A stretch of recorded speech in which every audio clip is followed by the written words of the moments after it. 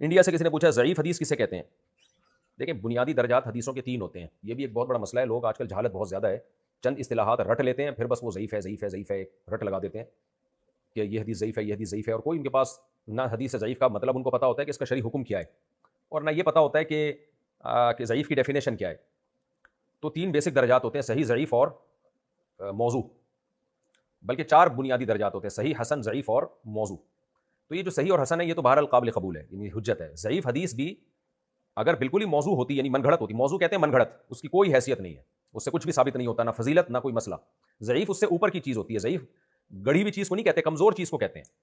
دیکھیں دلیل اگر کمزور بھی ہو نا تو وہ بالکل لغو نہیں ہوتی, اس کمزور کو اس وقت مسترد کیا جاتا ہے جب اس کے مقابلے میں طاقتور دلیل نہ ہو.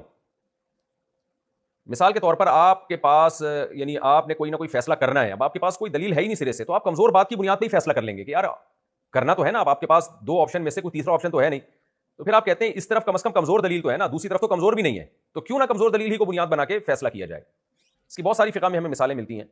جیسے کپڑا ناپاک ہو جائے تو تھوڑی بہت ناپاکی معاف ہے, قرآن سے ہمیں پتہ چلتا ہے ما جعل علیکم فی الدین من حرج, اللہ نے دین میں تنگی نہیں رکھی ہے. کیونکہ اگر ذرا سی بھی ناپاکی کو ہم بنیاد بنا لیں کہ کپڑا ناپاک ہو جائے گا تو پھر تو مکھی نے کپڑوں پہ بیٹ کر دی تو بھی کپڑا ناپاک ہو جائے گا آپ کا. ظاہر ہے کچھ نہ کچھ مقدار ایسی ہے جس کو مستثنا کرنا پڑے گا. اب کتنی مقدار ایسی ہے کہ اتنی مقدار میں اگر کپڑا ناپاک ہو تو ناپاک نہیں سمجھا جائے گا, تو اس کے لیے ہمارے پاس کوئی صحیح حدیث نہیں ہے.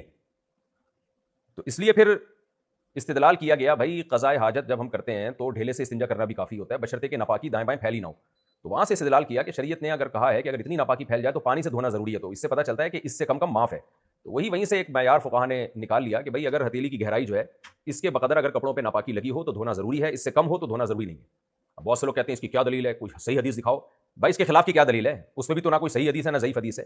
تو دنیا کا مسلمہ اصول ہے, فقہ کا بھی اور پوری دنیا کا, کہ یعمل بالدلیل الضعیف عند انعدام ما فوقه من الدلیل, کہ جب آپ کے پاس سرے سے کوئی دلیل مضبوط دلیل ہو ہی نہیں تو پھر کمزور دلیل کو ہی بنیاد بنایا جائے گا, کیونکہ اس کے خلاف بھی تو کوئی دلیل نہیں ہے نا آپ کے پاس. آپ کہیں کہ ہم یہ فیصلہ کیوں کر رہے ہیں, بھائی اس کے خلاف کی بھی تو ہمارے پاس کوئی دلیل نہیں ہے.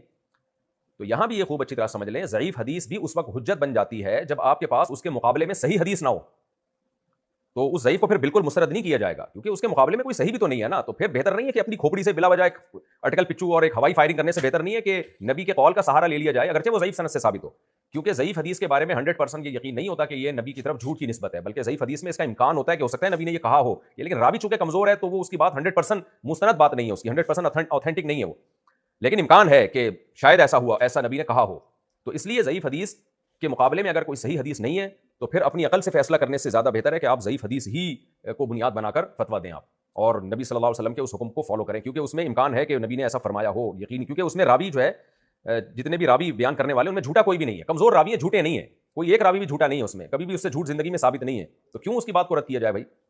دوسری بات یہ کہ فضائل میں ضعیف حدیث بیان کرنے میں کوئی حرج نہیں ہے, کیونکہ صحیح حدیث سے جب ایک چیز ثابت ہو چکی ہے, ایک مسئلے کی فضیلت ثابت ہو چکی ہے, تو اس کی تائید میں ضعیف حدیث پیش کرنے میں کوئی حرج نہیں ہے. یہاں بھی لوگ مبالغہ کرتے ہیں کہ بھئی یہ کیا ہے, یہ تو ضعیف حدیث بیان کی جا رہی ہے. بھئی ضعیف حدیث بیان کرنا اگر حرام ہوتا تو محدثین کیوں بیان کرتے, اور فضائل میں بڑے بڑے جلیل قدر محدثین نے اس کا کیوں تذکرہ کیا ہوتا.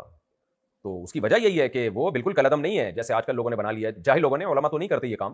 یہ جو عوام کے ہاتھ میں جب سے مسائل کا علم آیا ہے نا, پبلک ہر شخص مفتی بنا ہوا ہے, اس وقت سے یہ فساد سوسائٹی میں آیا کہ پتہ ہوتا کچھ ہے نہیں. تو ضعیف حدیث کا مطلب راوی اس میں کمزور, یعنی کوئی بھی راوی جھوٹا نہیں ہوتا, اس میں روایت کرنے والوں میں کوئی ایک شخص پر بھی جھوٹ ثابت نہیں ہوتا. اگر جھوٹ ثابت ہوتا تو اس کی روایت بالکل موضوع ہوتی, من گھڑت. موضوع کا مطلب وضع کیا, گڑی بھی بات ہے, کیونکہ راوی کا جھوٹ ایک دفعہ ثابت ہو گیا تو کبھی بھی اس پہ اعتماد نہیں کیا جائے گا. لیکن ضعیف حدیث میں ایسا نہیں ہوتا, راویوں میں سے کوئی بھی ایک ایسا راوی نہیں ہوتا جس پر جھوٹ کبھی ثابت ہو. کمزور راوی ہوتا ہے, اس کا حافظے میں خلل ہوتا ہے, یا اس پہ فسق کی نسبت ہوتی ہے اس کی طرف وغیرہ وغیرہ. تو ان بیسس کی بنیاد پر ضعیف حدیث کو بالکل ہی کالعدم سمجھنا یہ جائز نہیں ہے, یہ غلط ہے, اور علم حدیث سے ناواقف ہونے کی دلیل ہے. ہاں ضعیف اور صحیح میں جب ٹکراؤ ہوگا تو پھر صحیح کو ترجیح دی جائے گی, اور صحیح اور متواتر میں جب ٹکراؤ ہوگا تو متواتر کو ترجیح دی جائے گی. یہ ایک اصول ہے. اور ضعیف حدیث اگر پہلے سے صحیح حدیث سے کسی عمل کی فضیلت ثابت ہے تو ضعیف حدیث سے اس کی فضیلت کی تائید کی جا سکتی ہے, اس میں کوئی حرج نہیں ہے. ہاں ضعیف حدیث سے کسی مسئلے کو ثابت کرنا درست نہیں ہے, بشرطے کہ اس کے مقابلے میں صحیح حدیث ہو یا متواتر ہو.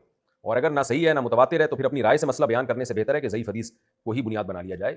یہی وجہ ہے کہ امام ابو حنیفہ رحمہ اللہ تعالیٰ کا موقف ہے کہ ضعیف حدیث کو قیاس پہ بہرحال ترجیح دی جائے گی, اور قیاس اور ضعیف حدیث میں اگر ٹکراؤ ہو رہا ہے تو پھر ضعیف حدیث جو ہے اس کو وہ اس پہ فتویٰ دے دیتے ہیں کہ بھئی کم از کم نبی کی طرف نسبت تو ہے نا ایک بات کی.